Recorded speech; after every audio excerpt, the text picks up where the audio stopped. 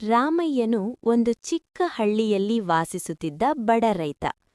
ಅವನಿಗೆ 2 ಎಕರೆ ಒಣಜಮೀನು ಮಾತ್ರ ಇತ್ತು. ಮಳೆ ಬಂದರೆ ಬೆಳೆ, ಬರ ಬಂದರೆ ಸಾಲ, ಇದೇ ಅವನ ಜೀವನದ ಚಕ್ರ. ಹೆಂಡತಿ ಲಕ್ಷ್ಮಿ ಮತ್ತು ಪುಟ್ಟ ಮಗಳು ಗೌರಿಯೇ ಅವನ ಸಂಪತ್ತು. ಪ್ರತಿದಿನ ಬೆಳಗ್ಗೆ ಸೂರ್ಯೋದಯಕ್ಕೂ ಮುನ್ನ ಎದ್ದು ಹಳೆಯ ಗುದ್ದಲಿಯನ್ನು ಹೆಗಲ ಮೇಲೆ ಹಾಕಿಕೊಂಡು ಹೊಲಕ್ಕೆ ಹೊರಡುತ್ತಿದ್ದ. ಒಂದು ವರ್ಷ ಮಳೆ ಕೈಕೊಟ್ಟಿತು, ಬೆಳೆ ನಾಶವಾಯಿತು. ಸಾಲಗಾರರ ಬಾಗಿಲು ತಟ್ಟಿದಾಗ ಅವಮಾನ ಮಾತ್ರ ಸಿಕ್ಕಿತು. ಆದರೆ ರಾಮಯ್ಯನು ಧೈರ್ಯ ಕಳೆದುಕೊಳ್ಳಲಿಲ್ಲ.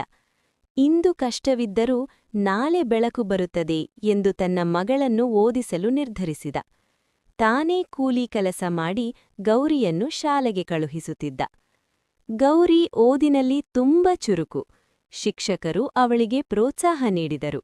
ವರ್ಷಗಳ ನಂತರ ಗೌರಿ ಸರ್ಕಾರಿ ಅಧಿಕಾರಿಯಾಗಿ ಹಳ್ಳಿಗೆ ಮರಳಿದಳು. ಮೊದಲ ಕೆಲಸವಾಗಿ ರೈತರಿಗೆ ನೀರಾವರಿ ಯೋಜನೆ ತಂದಳು. ರಾಮಯ್ಯನ ಕಣ್ಣುಗಳಲ್ಲಿ ಸಂತೋಷದ ಕಣ್ಣೀರು ಹರಿಯಿತು. ಬಡತನವು ಅವನನ್ನು ಮಣಿಸಲಿಲ್ಲ. ಅವನ ಪರಿಶ್ರಮ ಮತ್ತು ನಂಬಿಕೆಯೇ ಅವನನ್ನು ಗೆಲ್ಲಿಸಿತು. ಈ ಕಥೆ ಬಡವರ ಜೀವನದಲ್ಲಿಯೂ ಆಶೆಯ ಬೆಳಕು ಇದ್ದೇ ಇರುತ್ತದೆ ಎಂಬುದನ್ನು ನಮಗೆ ತಿಳಿಸುತ್ತದೆ.